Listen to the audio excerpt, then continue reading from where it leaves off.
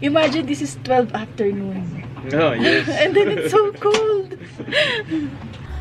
At sobra kong pinapasalamat yung moment na to dahil nagkaroon ako ng ganitong opportunity makita yung ganitong lugar, magkaroon ng ganitong buhay, magkaroon ng ganitong pamilya. Hindi madali yung buhay ko, hindi puro sarap, puro ginhawa, puro saya. May mga challenges din kaming mag-asawa. Pero at least nakakaya naming dalawa. Meron kaming katuwang, matatawag namin kaagapay ang isa't isa. Hindi man siya madali, pero at least nagiging magaan dahil may kasama ka. At sobra kong pinapasalamat din ang pagdating ni Babu sa buhay namin na sobrang nagkaroon ng kulay, saya, at pagmamahal. Sobrang pagmamahal.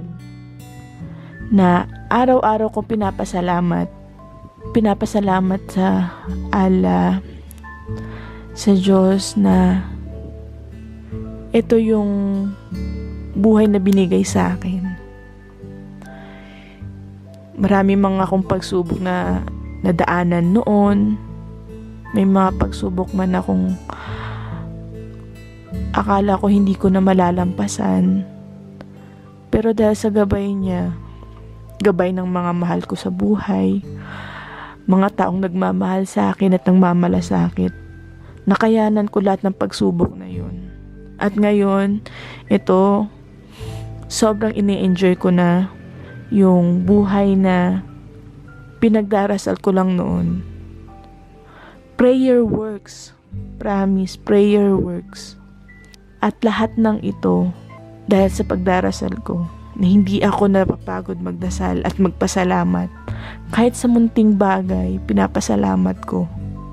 Dahil hindi mo alam kung ano ibibigay sa'yo ng bukas eh. Sa mga nanonood sa akin ngayon, maramdaman din nyo kung gaano kayo kaswerte sa buhay. Hindi lang puro hirap. Isipin nyo, pagsubok lang yan. Lahat ng hirap na nararanasan natin, pagsubok lang yan. Malalampasan nyo at malalampasan yan. Ganun naman talaga ang buhay eh. Punong-puno ng pagsubok. Pero may kaakibat namang pag-asa. So, walang sukuan ha.